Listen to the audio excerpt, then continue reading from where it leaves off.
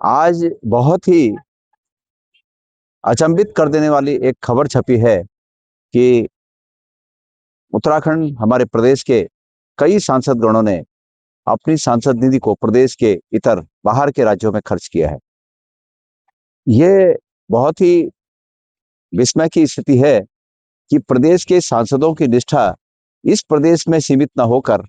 अन्य प्रदेशों में भी उनकी निष्ठा जुड़ी हुई है और वो निष्ठा अन्य प्रदेशों के लिए भी प्रदर्शित कर रहे हैं। प्रश्न ये उठता है कि जिस संसदीय क्षेत्र से, जिस प्रदेश से हमारे माननीय सांसद बने हैं, उस प्रदेश की जनता की बहुत उम्मीदें होती हैं, आवश्यकताएं होती हैं। हमारा प्रदेश ऐसे ही मूलभूत आवश्यकताओं के लिए हमारे प्रदेश के लोग जूझ रहे हैं और ऐसे में हमारे प्रदेश के लोगों के उन मूलभूत आवश्यकताओं को दरकिनार करके, जिसमें कि स्कूलों में कक्षों का निर्माण करना हो, स्कूलों में फर्नीचर की व्यवस्था करना हो, हमारे महिला मंगल दलों को तमाम गांव के अनुरूप आवश्यक जो साधन उपलब्ध कराए जाने होते हैं उनकी बात हो, या फिर कहीं पर छोटी छोटी पेयजल लाइनों की बात हो, कहीं पर किसी अस्पताल में एम्बुलेंस की बात हो, इन सब बातों को दरकिनार करके बाहर के प्रदेशों को सांसद निधि खर्च किया जाना प्रदेश की जनता के साथ धोखा है।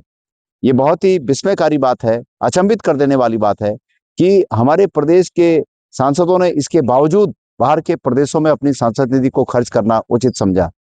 ये सिर्फ इसलिए हो रहा है, मैं कल कई बार इस बात को कह रहा हूं, ये इसलिए हो रहा है कि जब सांसद गणों को या चुने हुए किसी भी व्यक्ति को जो जनता के वोट पर चुना जाता है,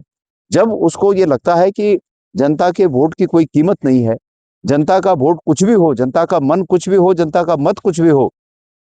चुनाव जीतने के लिए जुगाड़ अन्य तरीकों से बनाए जाते हैं, तो तब ये बात सरेआम हो जाती है कि वो अपनी मर्जी से काम करते हैं और मर्जी का परिणाम यही होता है जो आज सांसद निधि भी बाहर के प्रदेशों में उत्तराखंड की खर्च हो रही है। ये तो यहाँ तक बात आई है कि 2017-18 में जो सांसद रहे उनकी सांसद निधि का उनकी सांसद निधि भी अब जाके 24-25 में संस्तुति की जा रही है और तब जाके खर्च हो रही है। ये कितने विस्मयकारी बातें हैं। इसलिए